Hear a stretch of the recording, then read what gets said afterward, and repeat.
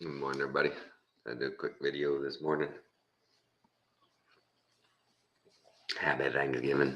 Or is it? Or is it? Um, yeah.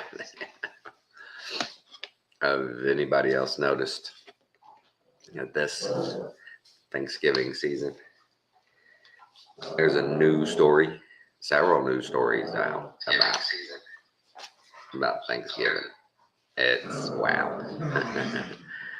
It's crazy. I saw a couple of different ones. One with a group of Indians I never heard of, but yeah, this guy made it like they were the linchpin of it all. Guys, see, we can't do this. We can't do this. You're making a lot of noise. It's very loud. Great dogs. Wake and bake with you guys. All right, boys. Come on now. Y'all gotta stop that. Go.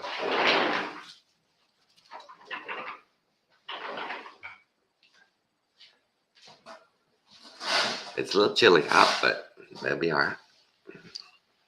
They got something over there by the shed they've been hunting for a few days, but other grass.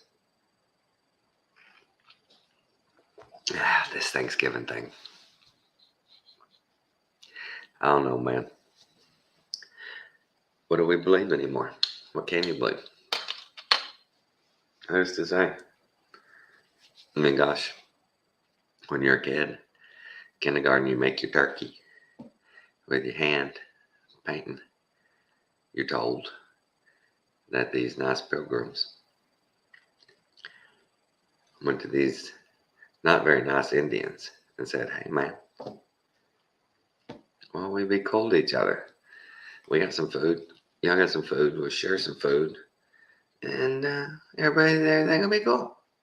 And little kids in kindergarten go, "Ooh, cool. This is so neat." And you make your little hat. Some of you are pilgrims. Some of you are Indians. Ooh, no, no, no, no. Not anymore. They don't do that no more. No more. We don't do that. That's a cultural appropriation. Can't do that. Bad. Bad American. But the whole thing, just, oh my God. So many stories. And, these people, you know, like any other uh, unknown, do their research. And it's like anything else, flat earth, moon landing, Operation High Jump, Paperclip, you name it. They did it. They did it. So there's stories about Thanksgiving. I mean, who knows? Who knows if that even really happened? Who knows? They, that's starting to be one of my more, I guess,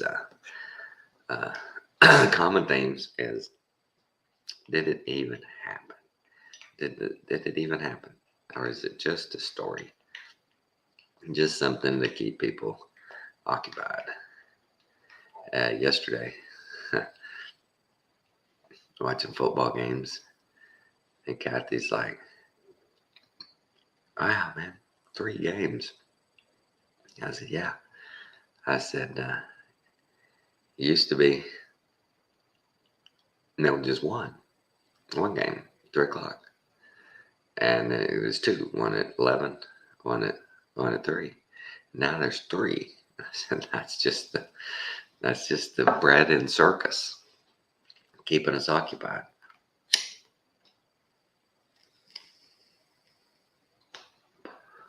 Keeping us occupied. This stuff with Israel, you know, the I saw Netanyahu the other day. They're talking about the ceasefire before he comes on, and there, it's gonna be so many hostages and so many days, and each hostage will add another day of ceasefire. They're talking about all about how they're going to do a ceasefire and get all these hostages back. And then Netanyahu comes on. He says, yeah. As long as they do what they're supposed to do, it'll be fine. He says, but this war's not over. We're not done. We're not done. And they're like, yeah, but. And yeah, no, we ain't done. We ain't done. And yeah, it looks like the numbers don't bear it out. In the world, women, children, men, there are only like 15 million Jews. And Muslims, they roll together, and there's like 2.3 billion. So, if Israel's going to kill all their enemies, we're going to have to make some more bullets. And that's the way they're sounding, that everybody's got to go. All the bad guys got to go. And there were some pretty good pictures of them blowing up tunnels. And you see them boats, spouts going up a couple of different places. And it's so bad. They have to, I saw an interview and they're going, yeah, we saw, we saw where the tunnels were blown up. Is Israel sure there were no women and children in those tunnels? Are they sure that everybody was evacuated properly before they did that? This is a war. And if they put civilians and children and women in these tunnels, what are you supposed to do? What are you supposed to do? It was like back in World War II. A guy did a great interview, and he said, asked him, he's pro-Palestinian. He's a Jew. And he said, what do you his parents were in the Holocaust, and they were killed. I think a lot of his family was. He said, what are you thinking? Why could you back Palestine? That's, what would your parents think? And what a great answer. The guy says, don't think for a second that my whole life I haven't been immersed in the martyrdom of my family and of what happened. But that doesn't mean that today I carry that same hate. Things have to change. He says, you ask my parents, you ask my family at the time that those things were going, and say, are you concerned whether civilians are being harmed during this war? And civilians are being harmed in your name. They would have said, no, it doesn't bother us at all. It's the price of war. You want to back that regime, you're going to die with them. It happens. It happens. He says, when they were asked, when survivors are asked about the bombing of Berlin and stuff and all the civilians that were killed, they're like, that happened. It happens. But now in this situation, oh my gosh. Oh, a civilian. That's all you hear. Civilian casualties.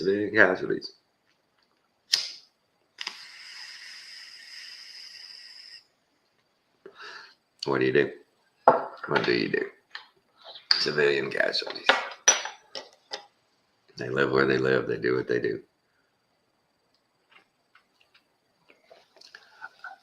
But Thanksgiving. Happy Thanksgiving. And did you notice? I didn't see it anywhere. Y'all might have. But every year, even local news stations put up what's it going to cost this year for Thanksgiving over last year? And they put up the little comparisons. And Zini this year. And Zini. We, for our Thanksgiving, we just had a ham. And Kathy loves stuffing, so I made stuffing. And mashed potatoes. And cabbage rolls, a Canadian staple for Thanksgiving. And those were some of the best cabbage rolls I've ever made. Those were pretty good. And of course, gravy and some rolls. But the cost of a full big old Thanksgiving meal this year, just wow. When when the kids were both at home, I remember Kathy getting upset. The first time she came home going, "Oh my God, $150 for freaking groceries. What? Oh my God." And of course, I'm like, "What'd you do? Did you buy gold? Did you buy everything brand name? Oh my God, didn't you look for any bargains? Didn't you even shop?" She's like, "Yeah, it's just crazy. Wow, I can't believe this happened to us. $150. Telling the kids, golly, I start conserving food and drink, man. It's getting crazy." Just the other day, she went just for me and her and Alex. $300. Like 10 bags. Terrible. Wow. That's crazy. Just crazy. I don't know how people are making it. A lot of people aren't. It's hard on a lot of people. It's real hard. But like the Collard and Piven, the Overton window, it's working. It's working. The Progressives' plan is working. They've got the welfare rolls strained to collapse. All these illegals coming in, getting on the welfare rolls, straining the whole system. They're pushing it straight to collapse. They want collapse. They need it so they can harness, grab their power and secure it. If this keeps waffling back and forth, they'll never get it done. They need to get it done. They need the collapse to happen. They're coming down on crypto. They're coming down on, on us everywhere. Everywhere. This whole watching your bank accounts, and anything over $600, you get flagged. It's just, wow. Last month, I had that patio poured, and I tried to pay in cash for everything. And I went and got $6,000 out of the bank, and then I gave the guy cash. At what point that I do that, am I going to get a knock on the door by the FBI or some other 3-letter alphabet agency going, "Yeah, we need to talk about this money you withdrew. What are you doing?" The hell do you mean, what am I doing? It's not your business what I'm doing. When is that? How far is that off? I mean, that's just wow. My wife, she got her bonus and stuff. What do they do when you see a deposit like this? The horror story of the lady. It's been 10 years now. The lady owned like a nail salon, and homecoming weekend, she had all the girls, a lot of the girls, come in, get hair, makeup, nails, and all that. And she had some cash. She had $7,000-8,000 cash, I want to say. She had a lot of cash. So Monday morning, she goes and she deposits the cash. And like a week later, she goes to get some money out of the bank, and her account's been frozen. And the FBI shows up, and they're like, "Where'd you get the money?" And she's like, "My nail salon." They're like, "Yeah, we looked at your records. Never have you ever a deposit like that, you're doing something. You're a crook. What are you doing? And they say, you took our money. And she went out of business.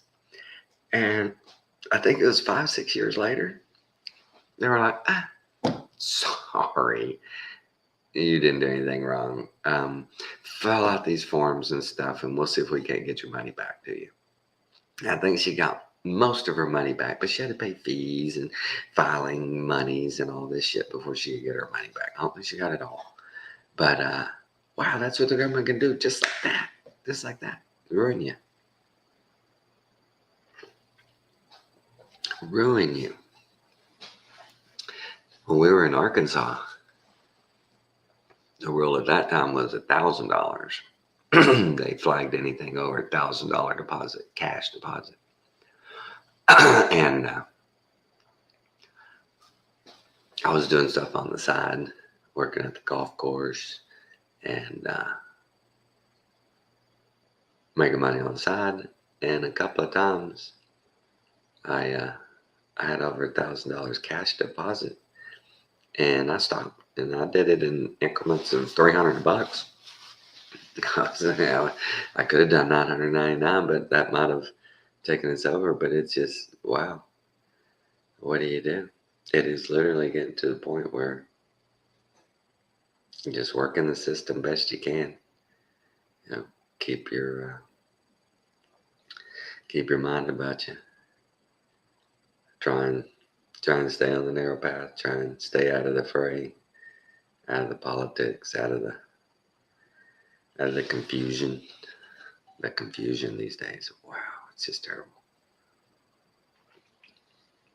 You see all the TikTok videos now, or for yesterday, of all the trans and binaries and fluids going, oh yeah, you think Thanksgiving's gonna be fun this year?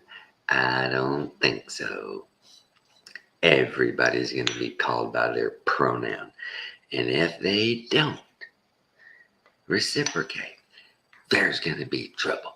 Yeah, these people just starting trouble. Oh, the negativity you could feel across the realm yesterday. All these psychopaths, all these Luciferians. I guess that's what they call them. Everybody that's not a Christian. If you ain't a Christian, I don't care what you claim. If you ain't after Jesus Christ, you're Luciferian.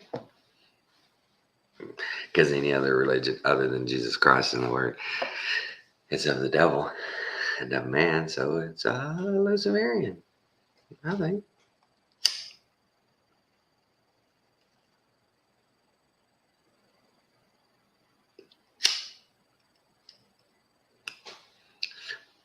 You know, what do you do? It's Luciferian. I don't care what you say. Because there's only one word. There's only one Christ. Sorry. I'm being dumb here. Clean this up real quick. One of the best things to clean pops with: spaghetti. Spaghetti. Excuse me. But yeah, why wouldn't any religion that follows anything other than the exact word of God, especially these religions who go in and just cherry pick the word of God, even worse, that's Luciferian. All of Luciferian. I don't care what you say. Luciferian. Synagogue of Satan.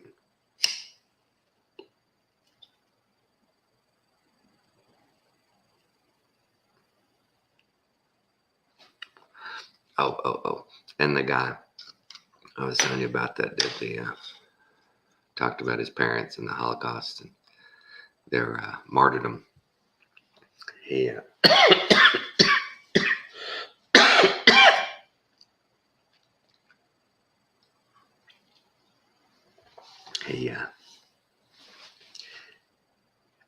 he was like, you always hear the Holocaust, the tragedy of the Holocaust. And yes, it was.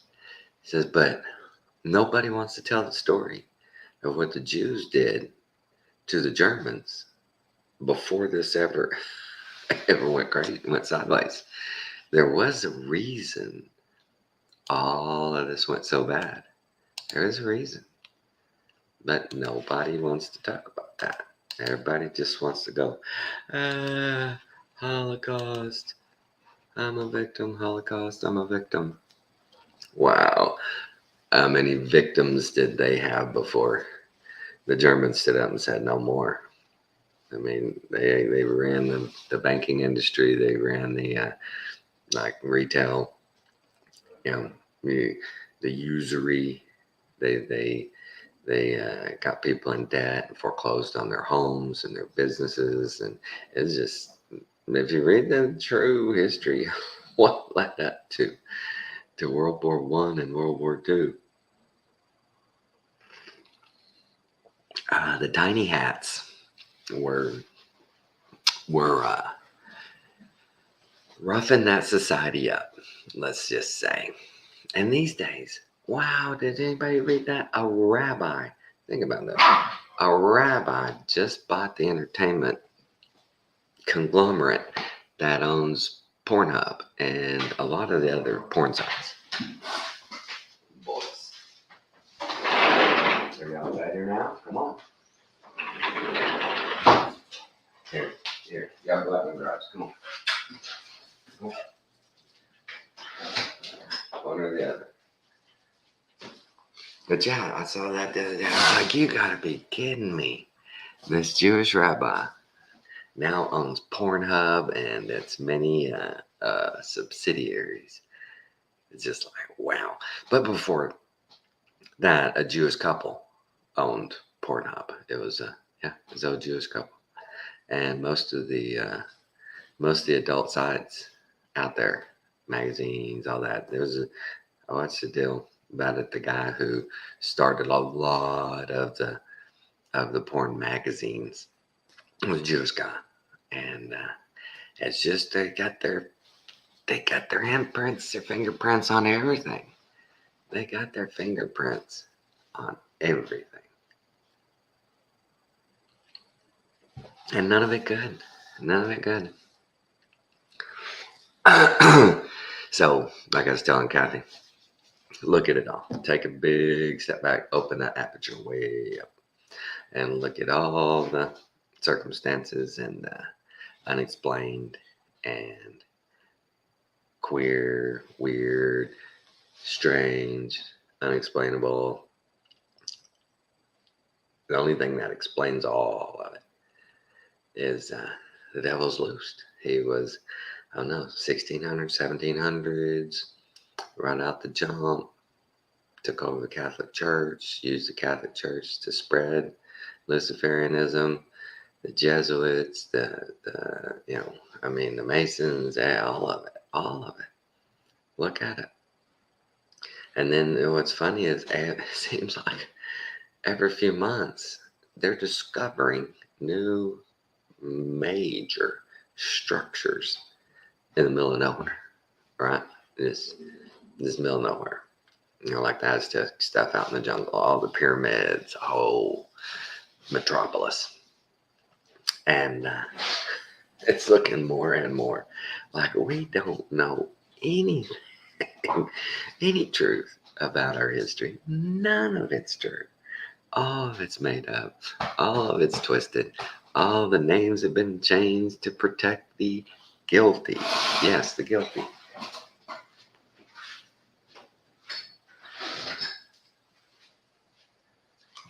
If you look at the system that they've set up for themselves, it is a system that protects the guilty. If you're in charge, you can do whatever you want with impunity.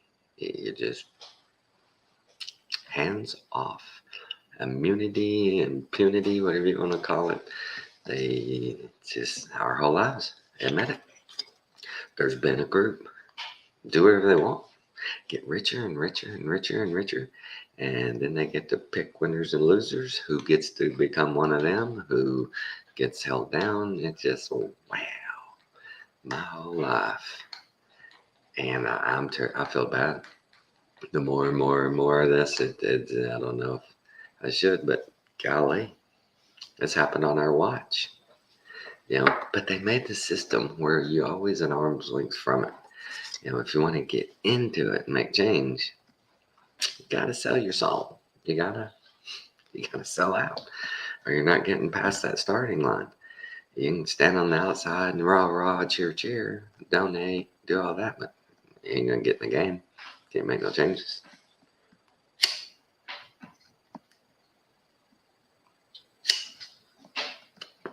And they set it up that way on purpose, so only they can play the game. But they come out and tell us, it's yours. You run it. You're in charge. Just tell us what to do. Just go in there and check that box, and whoever gets the most checks, they're going to do what you tell them. They're going to go out and they're going to forge the best way possible for their people. All of our elected officials are going to do what's right for you. Wow. Was that ever proven so wrong? Lewis, stop. Good Lord. For the few poor saps that get through the cracks, slip through the cracks, and get to state levels or even federal levels, and it don't last very long. They're flushed out real quick, and it's usually by their own choice. They just can't do it. It's just they can't get in the mud with the pigs. They can't, and they walk away, and they don't stand up and go, I walked away from this place because you know what they did? You know what they tried to do to me? You know what they tried to get me to do? Nobody does that. They just fade away. Don't say nothing. Don't say nothing. Speaking of deathbed and saying something or not saying something, I saw a video yesterday. Guy says his dad was an MP at a base in New Mexico, not what you call it, Alamogordo or any of those places. I had never heard the name, but it's a base. They said in New Mexico, and that was where they filmed the moon landings and the moon stuff.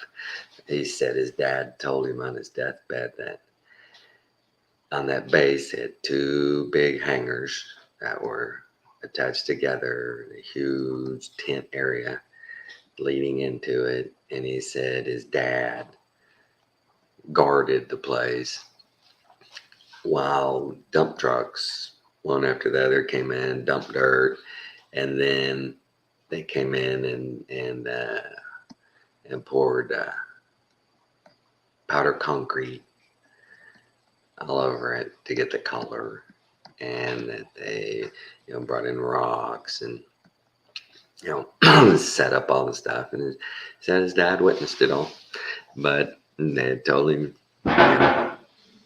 you have to take a vow of silence or you're done, basically. So his dad said. He said his dad, they thought at the time that it was because he was so happy and patriotic, but watching the moon landing on TV, he cried. And well, they found out now the reason he cried was because it was a hoax. It was all a hoax. And he lived the whole rest of his life till his deathbed, till he told his son this. What do you do? What do you do with that kind of stuff? I just can't believe everything in my whole life that somebody that might have had straightforward eyes on info, when and if they do tell their story, it's in a situation where you're like, really? Because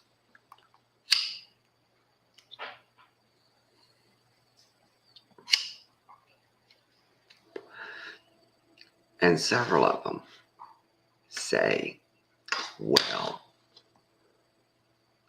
they waited to tell their story to prove they weren't saying this to get money. They were to prove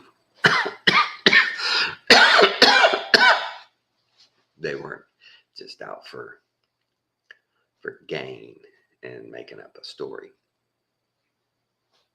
You can still do that when you're not on your deathbed. You can still tell the story and go, I will not do a book. I won't do a movie. I'm not doing this for the money.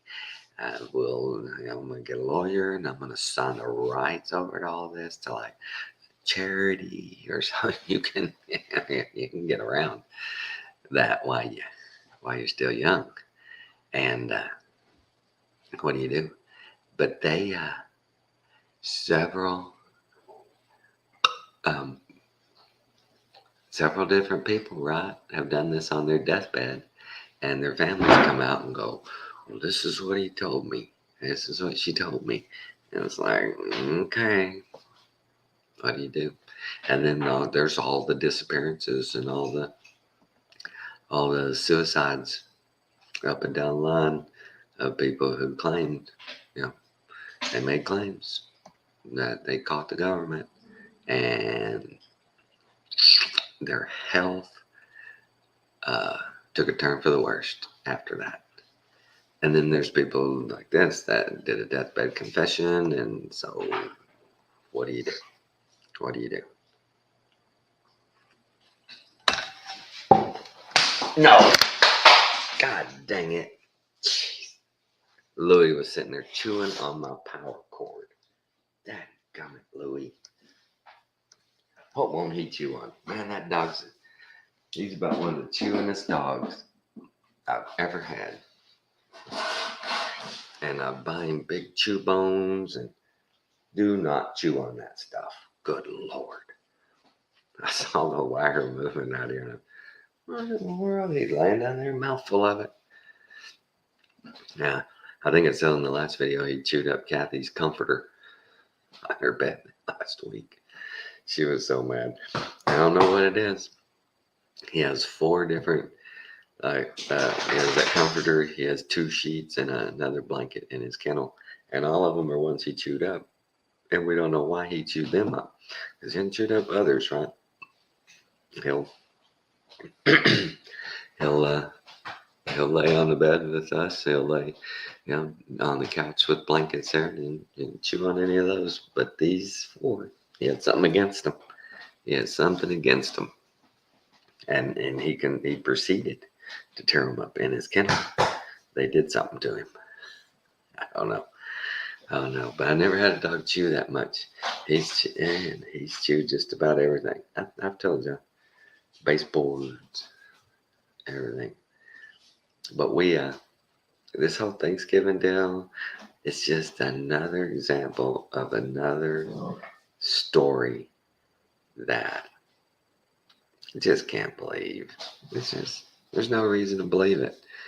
It's gone through so many changes and metamorphoses and additions, and why would you believe it?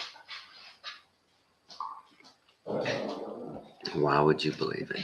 No reason. We just gotta stay the narrow path, stay humble, stay discerning, and I hope we see the judgment day. Hey, Blockhead's home. I tell you about my neighbor. He's got a truck. He's got some loud pipes on it. Sounds like a teenager leaving every morning when he goes to work. But the times he works the other shift and he comes home early, he comes rolling pretty quiet. But when he leaves, all the way down the street, just louder and louder as he goes. It's like a teenager. And this is 5:30 in the morning. He's doing this 5:30. I'm usually up when he's leaving. He's leaving when I get up. But what do we do, folks? Other than Yeah, just our faith, prayer, believing the word. What else can you do? So I hope you had a happy Thanksgiving. I mean, they've have about succeeded in turning Christmas into completely just a materialistic ritual of greed and gluttony and excess. They've gotten it to a point where uh, Christ's birthday. Yeah, well, you can't put up a nativity scene here. We know that's what the holiday's all about is his birth, but yeah, we're not going to let you display that here. What would the atheists think? What would the sanctuary of Satan say? What are we supposed to tell them? What do we tell the devil worshippers? We can't put that out. That will be so offensive to them. Think about that, guys. Think about that. In my lifetime, that has come to fruition. That a baby Jesus on Christmas is offensive. That's evil. That's evil. Only, just about only the devil could set up a scenario where people do not want to look at a baby in a manger surrounded by his mother and his father and people who admire and love him. That's unacceptable. That hurts people's feelings. That just is, twist the knife in the atheist's heart. That's just like the tranny says in his video. Every time he's misgendered, it's just like a knife in the heart. And that's got to be how the sanctuary of Satan sees the baby Jesus. Just that, yeah, you're just twisting that knife. You know how I feel about that, and yet you do it anyway. Wow, we've really taken. That's a kick in the balls right there. That we had to get Jesus Christ out of the holiday that's about his birth. We can't do this. And if you do it, you better do it really subtle, and you better do it with a mix of Satan or homosexuality or some perversion you got to put in with it. Add alcohol, add partying, do something like that. So you don't make people uncomfortable. Never mind. That's the greatest thing ever. Think about that. Very small number of people, if they get their feelings hurt, everything comes full stop. Everything's full reverse. Apologies are laid out. Changes are made. Policies are rewritten. But one of the largest groups on the round, Christians, if they're like, hey, wait, we don't like that, and they're, shut up. What's wrong with you, you freaking bigot? What's wrong with you? Your feelings, they don't matter in this. This is what's right. This is social justice. This is, you are the reason we're doing this, so you don't get to say anything. What? What? And we just took it. And went, whoa, okay, chill, God. What you are doing is a sin, but I respect your right to sin. Go ahead and sin at my expense. Sin and make sure I can't profess my faith in Jesus Christ as my Lord and Savior in public. Make sure I lose that right. I can't do that. You can march naked. You can drag and burn crosses. You can burn flags. You can do whatever, as long as you're in the alphabet group. Do whatever you want. But boy, if you're a Christian, you better watch your mouth, boy. You can find yourself in a world of hurt. Tolerate that stuff around here. Oh, sure. Sure, you can go naked in the street as long as you got your gay pride parade and it's on parade month. And well, no, not even then. If you just get a permit and say you want to have a parade, that's fine. You have rights. But on Christmas, if I want you to say Christmas, yeah, you don't have that right. Yeah, yeah. Get back, you bigot. I want a nativity scene at the courthouse. Ooh, separation of church and state, my friend. Separation. Don't you remember that? But the gay pride parade is everywhere. The flag is everywhere. No separation there. Actually, it's a joining together of. Actually, we're hiring more and more and putting them out in front and showing you where we stand. We're not going to hire Christians and put them out front. Look at these new hires we've made. What would they have said if John Pierre had come up there and said, I am historic because I am a heterosexual, black female, Christian conservative? What? Get out of here. You can't be here. You don't belong here. But as long as she comes out and says she's a lesbian, immigrant female, that she's historic. Think about that. That's just sad. And we let it happen. It's not their fault. It's really not their fault. They're just doing what they want to do, and we're letting them. We're not stopping them. We're not going, whoa, whoa, whoa. Enough. Enough. I saw a video yesterday. There's probably close to 10 black guys holding this one black guy up against a car, and another guy's whipping him with a belt on his butt, and they're telling him, this is way old school justice. You mess up, this is your punishment. Ain't nobody, one guy could hear him back, yeah, ain't nobody gonna shoot you, motherfucker, we gonna whoop your ass. And they're whipping his ass. And when they let him go, he can stand up. Oh, he was hungry. Oh, shit. I mean, I remember the whoopings I got. Baxter, you psycho. Did you hear him at his head on the counter? He just had to be in my lap. Hi, Baxter. What's up, buddy? Hey, watch out, Louie. Do you need something special here? What do you need? Do you need a belly scratch or back? We need belly or back? Is that a belly move? Is that the belly move? Okay, there's the belly.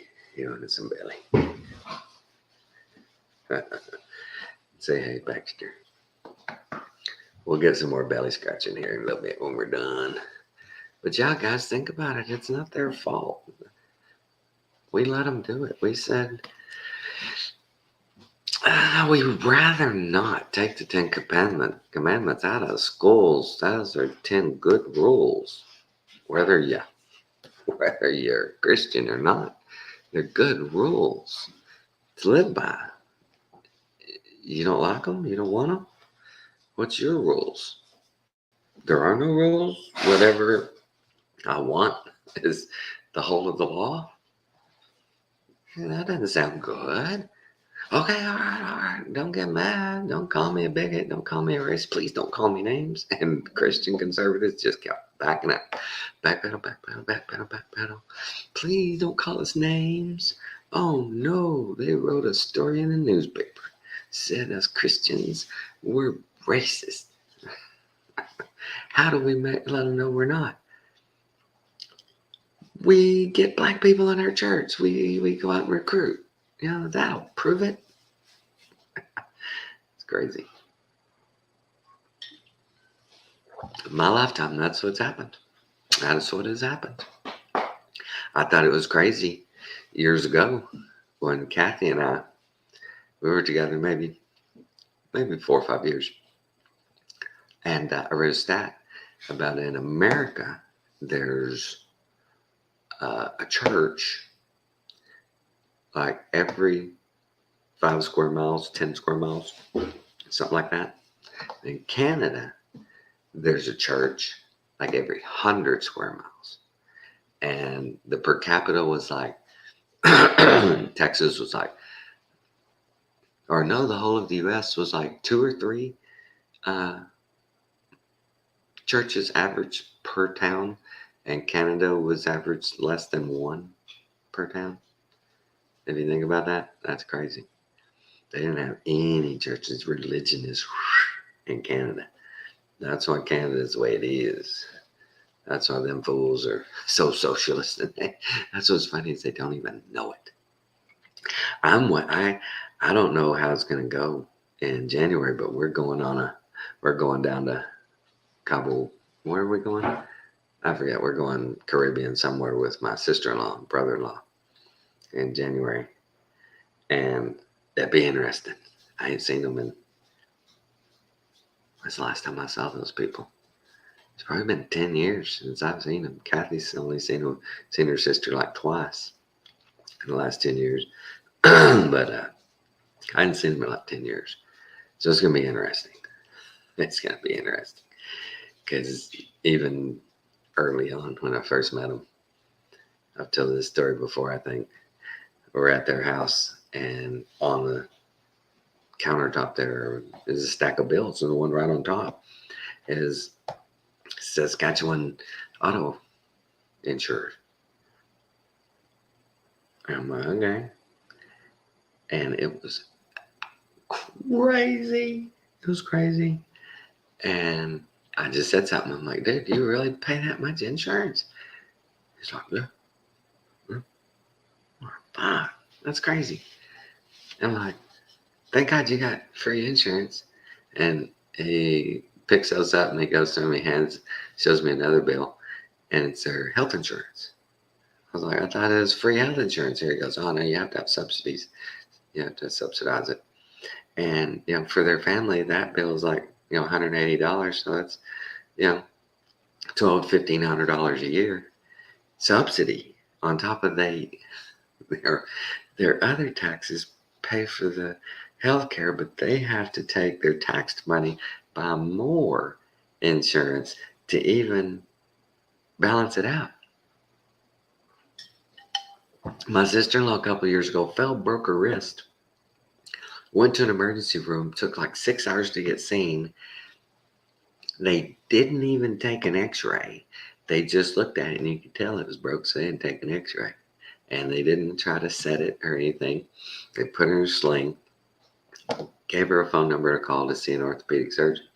She called the orthopedic surgeon the next day, and the soonest they could see her was 3 months. And she's got a broken wrist, and she's just in a sling. It's not even braced up, nothing.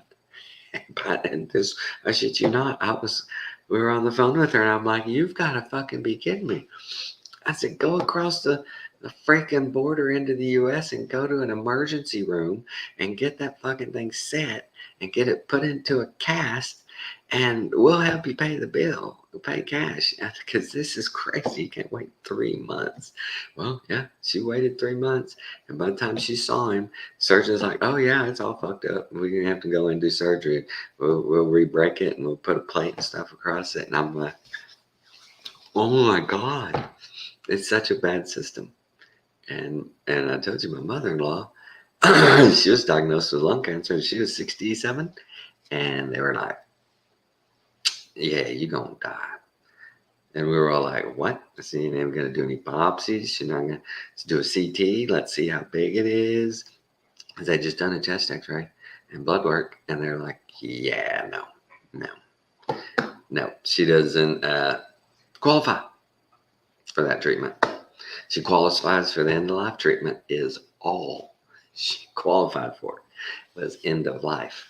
She's 68. Think about that. Think about that. Her dad had a stroke, and most of the hospitals, town she came from, about 20,000 a hospital there, is actually a nursing home. It's not really a hospital. And so her dad was put in there, and if he wanted television, we had to bring it. If he wanted cable with that, we had to pay for it. If he wanted a telephone, we had to bring the phone and pay a fee for him to have a telephone. And he had to pay laundry service for new sheets. It was it was crazy. I was like, you gotta be kidding me. This to pay for all this, but your health care is free. Whatever. Whatever. So the world we live in, the things they've given us, it's not their fault. It's our fault. It's our fault. We let it happen. We let it happen. You know, I blame my parents. They let it happen. They perpetuated the cycle of the 50s and 60s prosperity post-war that they gave us, and just lulled them into that sense of whoever's running this, it's fine. It's doing fine. So let's just keep choosing them. And then when it, wasn't so fine, they're like, yeah, okay, we'll give them another chance because they had done it okay before. And it just, y'all know where we're at now. Can't trust any of them. Can't trust any of them. It's just, wow. Wow. So, happy Thanksgiving. It's been almost an hour. I'm going to cash this in. These dogs are getting restless, except for Baxter. He's asleep already.